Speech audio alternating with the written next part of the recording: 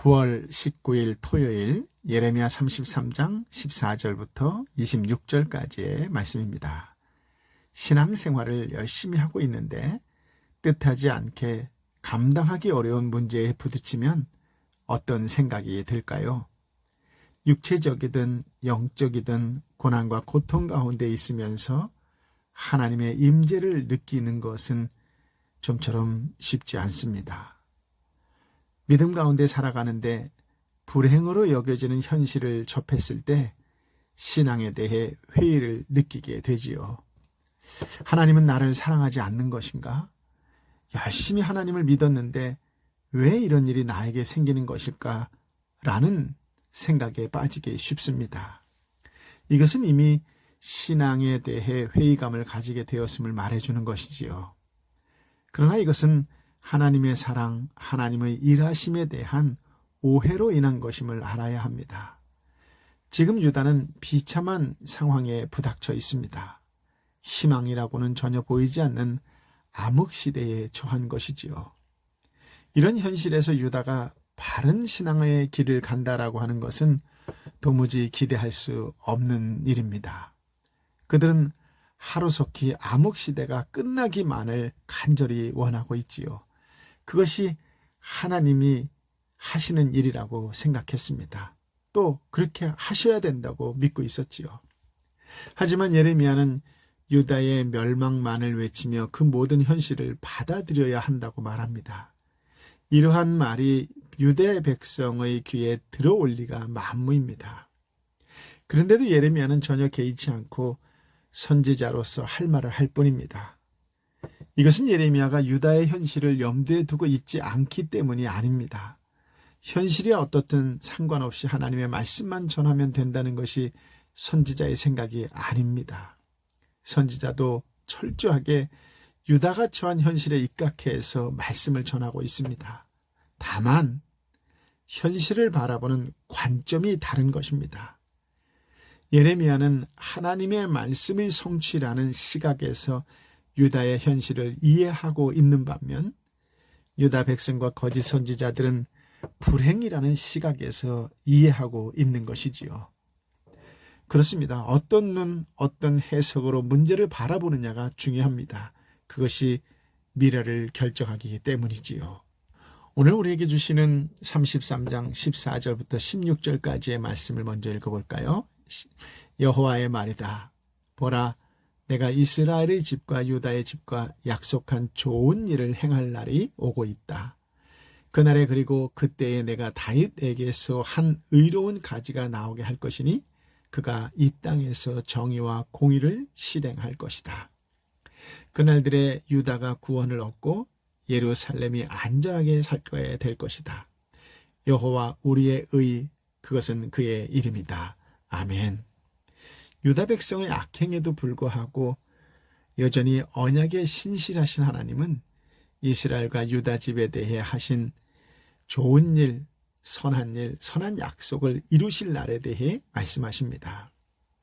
하나님이 이루실 좋은 일은 다윗에게서 한 공의로운 가지를 세우시는 것입니다. 그 공의로운 가지가 약속의 땅에 정의와 공의를 실행하고 유다를 구원하며 예루살렘을 안전하게 보호할 것입니다. 여기서 말하는 정의와 공의는 오래전부터 이스라엘 왕들에게 요구된 덕목입니다. 그뿐 아니라 예루살렘은 여호와는 우리의 의라는 이름을 얻게 될 것입니다. 17, 18절인데요. 여호와가 이렇게 말한다. 이스라엘의 집 보좌에 앉을 사람이 다윗에게서 결코 끊어지지 않을 것이다. 내 앞에서 번제를 드리고 곡식 제물을 태우고 희생 제물을 드릴 사람이 레위 사람 제사장들에게서 영원히 끊어지지 않을 것이다. 아멘. 유다는 포로 기간에 영원한 보좌를 약속받은 다윗 왕조의 통치를 받을 수 없었고 성전에서 제사를 드릴 수 없었습니다. 따라서 온전한 회복을 위해서는 다윗 왕조와 성전 예배의 회복은 필수이지요. 다윗 왕조의 회복은 다윗에게 주신 영원한 언약이 여전히 유효함을 보여줄 뿐만 아니라 이스라엘의 회복을 시사합니다. 마찬가지로 성전 예배의 회복은 약속의 땅에 정착하는 것과 하나님과의 단절된 관계의 회복을 의미합니다. 그러므로 하나님은 이스라엘의 집을 지킬 다윗의 보좌에 앉을 자가 영원히 끊어지지 않을 것과 성전 예배를 섬길 레위 제사장의 후손이 계속해서 끊어지지 않을 것을 약속하십니다. 19절부터 22절까지의 말씀인데요. 여호와의 말씀이 예레미야에게 임했습니다. 여호와가 이렇게 말한다.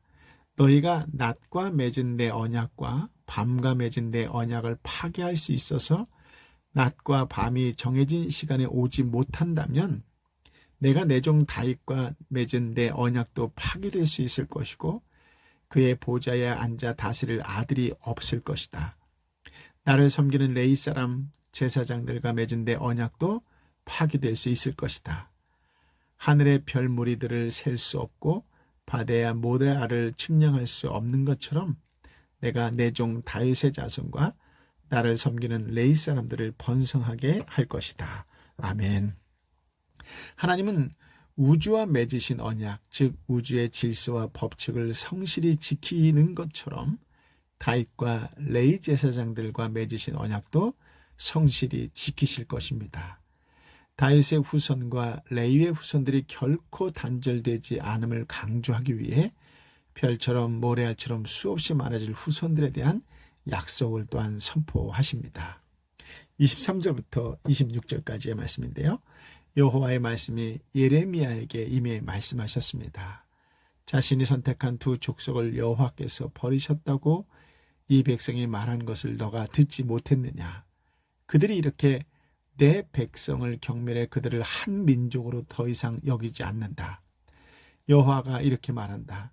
낮과 밤에 대한 내 언약이 흔들릴 수 없고 하늘과 땅에 대한 내 규례가 무너질 수 없는 것처럼 내가 야곱과 내 종 다윗의 자손을 버리지 않을 것이며 그 자손 가운데서 아브라함과 이삭과 야곱의 자손을 다스릴 사람을 선택할 것이다. 내가 그들의 포로들을 돌아오게 하고 그들을 긍휼히 여길 것이다. 아멘. 유다 백성들은 북이스라엘의 멸망을 목격했을 때 어떤 자신감을 가졌을 것입니다. 하지만 자신들의 멸망을 목전에 둔 상황에 이르러서는 결국 하나님이 두 족속을 모두 버리셨다고 판단을 합니다. 그렇다면 여호와 하나님께서 당신의 백성을 버리셨음이 분명하다고 단식하는 이스라엘 백성의 고통과 절망은 영원히 계속될 것인가? 라고 하는 질문을 하게 되죠. 그런데 오늘 본문이 주는 분명한 메시지는 절대 그렇지 않다라고 하는 것입니다.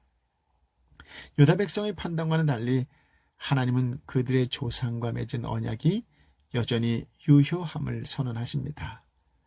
하나님이 그분의 백성을 징계하시기는 하지만 그분의 언약을 완전히 파괴하시지는 않습니다. 우주와 맺으신 언약과 법칙이 확실히 지켜지는 것처럼 당신의 백성과 맺으신 언약도 확실하며 유효합니다. 반어법을 통한 강한 어조로 당신의 백성과 다윗 왕조가 결코 영원히 버림받을 수 없다라고 하는 것을 강조하고 있지요. 하지만 이것은 전적으로 하나님의 은혜와 긍휼에 근거한 것입니다. 말씀하시잖아요. 내가 그들의 포로들을 돌아오게 하고 그들을 긍휼히 여길 것이다. 아멘. 이것은 마치 자기 백성을 불쌍히 여기시는 여호와 하나님의 긍휼하심, 즉 태중의 아기를 향한 어머니의 마음에 해당하는 여호와 하나님의 사랑이야말로 이스라엘의 구원과 회복을 가능하게 하는 것임을 뜻하는 것입니다. 우리는 삶을 행복한가 불행한가 라는 시각에서만 생각하고 보려고 하는 경향이 있지요. 신앙생활을 하면서도 하나님은 당신의 백성을 불행이 아닌 행복한 삶을 살게 하는 분으로만 바라봅니다. 과연 행복하게 사는 것이 인생의 전부일까요? 제 아무리 행복한 삶을 산 사람이라고 해도 그의 끝은 죽음이라는 것은 부인할 수 없는 현실입니다. 그런데도 인간은 늘 끝은 잊어버리고 현실에만 몰두하지요. 이런 사람에게 하나님의 은총은 자신을 행복하게 하는 것이 전부일 뿐입니다. 그래서 불행으로 여겨지는 삶이 주어지면 하나님에 대한 혼란과 함께 회의감이 사로잡히게 되는 것이죠. 하지만 예수 그리스도를 믿는 그리스도인의 삶은 하나님의 말씀에 붙들려 있습니다. 이것은 그리스도인의 삶 전부가 하나님의 뜻과 계획에 의해 다스려지고 있다라고 하는 것이지요. 그래서 하나님께서 다스려지는 그리스도인의 삶은 행복한가 불행한가라고 나뉠 수가 없는 것입니다. 우리가 불행이라고 생각하는 그 삶의 순간에도 합력하여 선을 이루시는 하나님의 섭리와 하나님의 역사하심이 있기 때문에 그렇습니다. 하나님은 우리가 불행이라고 생각하는 순간에도 역사하십니다. 선지자는 유다의 형편을 바로 이러한 시각에서 바라본 것이지요. 선지자에게 유다의 형편은 눈에 보이는 것이 전부가 아니었습니다. 유다는 바벨론에게 망하고 포로로 끌려가 고통당하는 비참한 현실만 바라보면서 하나님은 뭐 하시는가라는 불평으로 살아가고 있었지만 선지자는 그것을 참된 현실로 보지 않았다라고 하는 것입니다. 왜냐하면 하나님의 말씀이 성취되는 것이 유다의 참된 현실이고 말씀의 성취는 아직 이루어지지 않았기 때문입니다. 신자가 삶을 이런 시각으로 바라볼 수만 있다면 어떤 형편에서도 불평과 원망이 아니라 하나님의 일하심만을 믿게 될 것입니다. 즉 주어진 삶을 받아들이며 순종하게 되는 것이죠. 그렇다고 이것은 결단코 체념을 의미하는 것은 아닙니다. 현실에 대한 체념이 아니라 하나님이 이루시고 성취하시는 더 복된 현실에 대한 소망입니다. 그리스도인이 분명히 인식해야 하는 것은 삶과 하나님은 분리되어 있지 않다라고 하는 것입니다. 다시 말해서 하나님은 우리의 삶을 살펴보시다가 어려워지면 도와주시는 그런 방식으로만 일하지 않는다라고 하는 것이에요. 처음부터 말씀에 붙들려 있고 말씀의 성취로 그 삶 또한 완성되기 때문에 현재의 실패를 실패라 할 수 없고 현재의 성공을 성공이라고 할 수 없습니다. 말씀이 성취되는 것이 인생의 진정한 성공이라고 할 수 있기 때문이지요. 그러면 오늘 본문의 말씀을 통해서 알 수 있는 말씀의 성취는 무엇입니까? 다윗에게서 한 공의로운 가지가 나게 하신다라고 하는 말이 나왔었지요. 15절에. 즉 다윗 자손으로 예수 그리스도가 오신다는 뜻이라고 생각한다면 말씀의 성취는 예수 그리스도의 오심입니다. 정의와 공의가 실현되는 그날이 유다에게는 구원이 된다는 말이겠지요. 이것이 하나님의 말씀의 성취입니다. 유다가 자신의 현실을 이 같은 하나님의 말씀 안에서 바라보았다면 바벨론에게 멸망하는 것이 현실의 전부가 아니라 하나님이 이루시는 삶이 따로 준비되어 있다라고 하는 것을 알았을 것입니다. 이러한 시각은 세상의 모든 일이 철저히 하나님과의 관계 안에서 말씀의 성취로 나아가고 있다라고 하는 것을 믿는 믿음으로만 가능합니다. 예레미야의 말은 오늘 우리 역시 어떤 시각으로 삶을 이해해야 하는가라고 하는 것을 가르쳐주고 있지요. 인간은 행복한 삶을 누리는 것에 삶의 목적을 두고 있다고 할 수 있습니다. 모든 사람이 자기 행복을 위해 살아가는 것이지요. 그래서 자기 행복을 위해서라면 다른 사람의 희생도 간과합니다. 그러나 그것이 곧 불행이지요. 삶을 제대로 이해하지 못하고 현재에만 붙들려서 울고 웃고 불안과 두려움에 묻혀 살아가는 삶이야말로 불행이라고 할 수밖에 없습니다. 정의와 공의의 시련이 유다의 구원이고 그것이 곧 유다를 향한 말씀의 성취라면 우리에게 정의와 공의의 시련이라고 할 수 있는 예수 그리스도의 십자가 사건은 곧 우리의 구원이며 이것이 우리에게는 말씀의 성취가 됩니다. 따라서 그리스도인의 삶은 예수 그리스도를 기준으로 평가되어야 합니다. 아멘. 아무리 행복한 인생을 산다 해도 예수 그리스도와의 직접적인 관계가 없다면, 예수 그리스도와의 관계하고 있지 않다면 그 인생은 실패입니다. 그렇다면 하나님은 택한 백성을 어떤 길로 인도하시겠습니까? 결론은 인생의 행복이 아니라고 하는 것이에요. 불행으로 인도하신다는 뜻도 결코 아닙니다. 우리가 생각하는 행복과 불행이 하나님이 인도하시는 삶의 길이 아니라는 것이지요. 하나님은 우리를 예수 그리스도께로 인도합니다. 예수 그리스도와의 관계에 붙들어 놓기 위해 일하십니다. 그것이 사망에 처한 자에게는 진정한 복이 되는 것이겠지요. 예레미야의 예언으로 유다의 현실이 달라지지 않았다라고 하는 것을 여러분께서 지금까지 묵상해 보시면서 잘 확인하셨을 것입니다. 예레미야는 다만 유다로 하여금 눈에 보이는 일과 그들이 겪고 있는 것으로 현실을 판단하지 말고 하나님의 말씀으로 이해하고 판단하라고 말하는 것입니다. 그렇다면 우리 또한 이러한 시각으로 현실을 이해해야 한다라고 하는 것을 잊지 마십시오. 현실을 하나님과의 관계에서 바르게 이해할 때 눈에 보이는 것이 전부가 아니라는 것을 알게 될 것입니다. 눈에 보이지 않는 사랑과 긍휼의 하나님이 오늘 여러분과 함께 일하고 계심을 경험하고 체험하는 복된 신앙생활, 복된 삶이 되시기를 예수님의 이름으로 축복합니다. 아멘.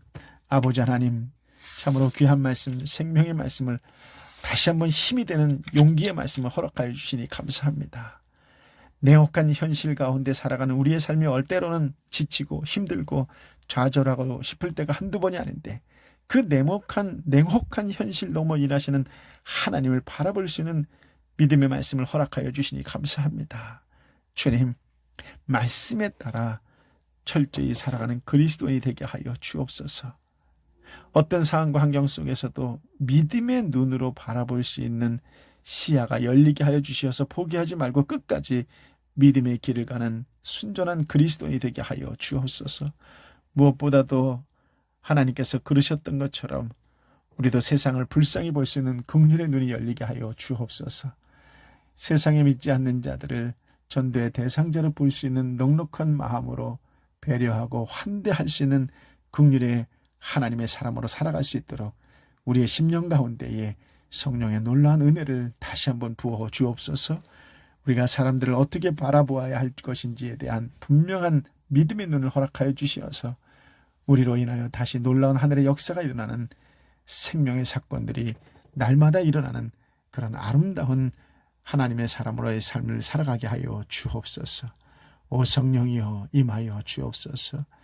육체적으로 영적으로 어렵고 힘들어하고 지쳐있는 하나님의 사람들에게 임하여 주옵소서. 경제적으로 여러 가지 어려운 현실과 상황 속에서 부딪혀 하는 하나님의 사람들 가운데에 은혜로 임하여 주옵소서. 이제는 우리 주님 예수 그리스도의 은혜와 아버지 하나님의 크신 사랑과 성령 하나님의 교통하심이 오늘도 주신 말씀을 붙잡고 어떤 상황과 환경 속에서도 여전히 일하시는 그 하나님과 함께 있다라고 하는 믿음으로 오히려 세상 가운데 축복과 은혜와 구원의 통로로 사랑과 긍휼을 나누어주고 베풀어주는 하나님의 사람으로 살겠노라고 결단하고 그렇게 세상 속으로 걸어 나아가는 믿음의 사람들 한 사람 한 사람 머리 위에 저들이 품고 기도하는 삼터와 일터와 공동체와 열방의 선교사님과 선교지 위에 함께하여 주옵기를 간절히 축원하옵나이다. 아멘.